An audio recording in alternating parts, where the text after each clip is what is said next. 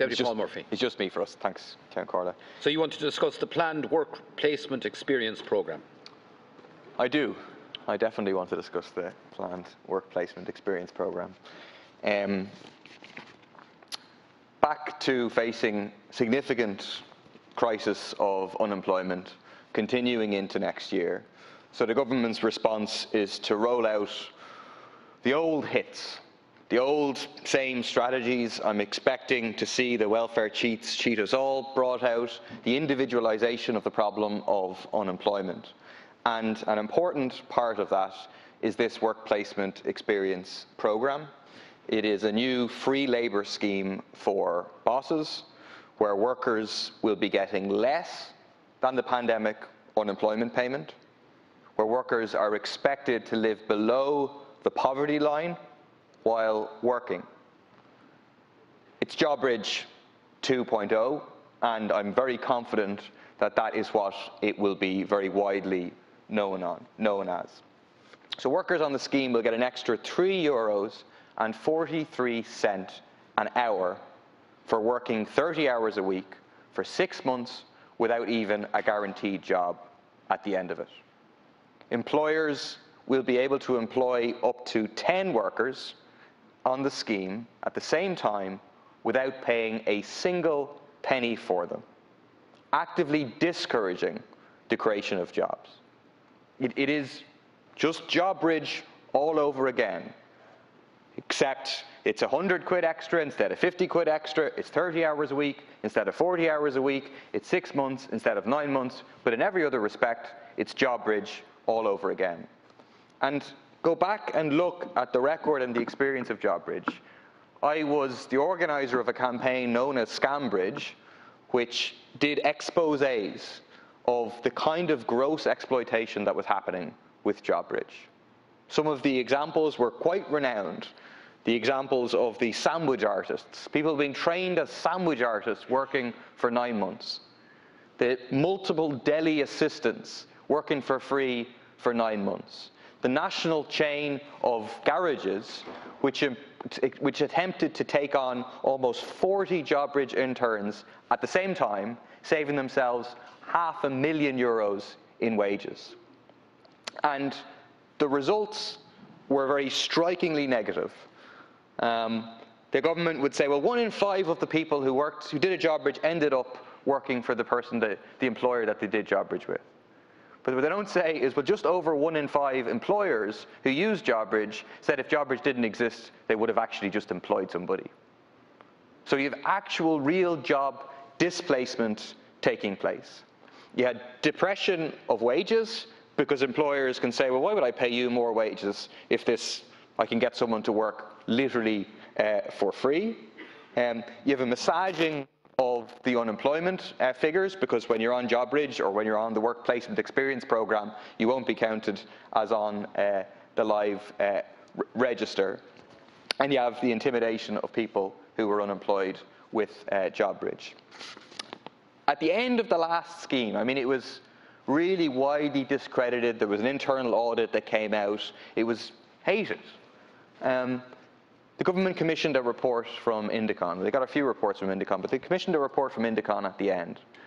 So they said, what can we do to make it better? What can we do to avoid the kind of dead weight that existed in the scheme? So Indicon said, here's 10 recommendations. If you're going to do a scheme like this again, take on board the 10 recommendations. So what has the government done, 5 or 6 years later? They took on board 3 of the recommendations. They ignored the other 7. Crucial recommendation saying that employers should have to pay. They shouldn't be able to access free labour, and the government simply ignores it. I don't know why you bother getting the reports at all. This new work placement experience programme is a key measure to our economic recovery plan and in the government's new employment services strategy, Pathways to Work. It was launched on Monday and provides tangible evidence of government's strong commitment to providing quality work experience and training opportunities for job seekers, in particular those whose jobs were permanently lost as a result of the pandemic. Government are putting in place a wide range of measures to support people whose jobs will not return after COVID. to help them find new jobs in new sectors of the economy, and this work placement experience programme is one such measure. Apprenticeships and work placement programmes are proven and recognised internationally to be very effective in providing an opportunity for unemployed people to get on-the-job experience, improve their employment prospects and to get new jobs. Such approaches are supported by the EU under its recommendation on post-COVID labour market recovery, EASE recommendation, and our own Labour Market Advisory Council. They give people relevant on-the-job experience and the confidence to find future employment. The new Work Placement Experience Programme is an entirely new scheme, and it is very different to schemes which went before it. The focus on this programme is on quality placements, accredited training and development, a higher payment rate than previous schemes at €10.20 per hour for 30 hours work per week. And importantly, participation in the scheme will be completely voluntary. The payment rate of €306 per week is equivalent to open labour market rates. It will provide 6 months' work experience with inbuilt training opportunities to 10,000 people. Training opportunities comprising of 60 hours per placement, and 20 of those hours will be accredited. Persons who have been unemployed for 6 months, including time spent on the pandemic unemployment payment, will be eligible to participate on this programme. The personal weekly rate will make the offering very attractive for young people, for whom some 4,000 places have been ring-fenced. I think that many young people whose employment has been particularly adversely affected by COVID-19 will see this new programme as an excellent opportunity to improve their skills, to get on-the-job experience, and to give them the confidence to find new employment opportunities. Stringent safeguards are being introduced along with this programme to guard against any abuses. Each participant will have a case officer assigned to them. There will be monthly compliance checks and 2 review visits during the course of each placement. All roles will be quality checked in advance to ensure that there is training and a development aspect to the role. This is a really positive initiative, and I would encourage job seekers and businesses to engage with this programme. Thank you. Minister, I think the answer is kind of funny. Funny bit is the bit where it says it's an entirely new scheme. You know, it's like the government knows that the old JobBridge scheme was so widely hated and discredited that you're practically saying there, no, don't worry, it's not JobBridge. But if you know how hated and rotten that scheme was, well then why didn't you take on board the recommendations? Why ignore the vast majority of the recommendations made in the report that you yourselves commissioned? The Minister talks about the amount of training that you'll be getting. 20 hours will be accredited for sector-specific training. So a person's going to work for 780 hours, and out of that, they're going to get 20 hours of accredited training. It doesn't fill me with any hope whatsoever. I would also ask, in the Pathways to Work document, there's clear reference to increased outsourcing of so-called caseworkers, which would mean more involvement of the likes of CTEC or Tourist Nua or other companies that are currently involved in JobPath. It's a very dangerous road to go down from the point of view of the public sector and from the point of view of the job seekers. The final point I'll make is that there is an alternative. There's an alternative to these sort of free labour schemes that actually displace existing jobs and undermine wages and conditions for all. And that alternative is to actually invest in real education, apprenticeship schemes where people end up with a qualification at the end of it. Not just that they can put on a CV that I worked for free for 6 months, but an actual qualification that they can take with them. And most importantly, actually create jobs. You're going to pay people an extra $3.50 an hour to go and work for free for a private employer or public sector employers, as happened with JobBridge.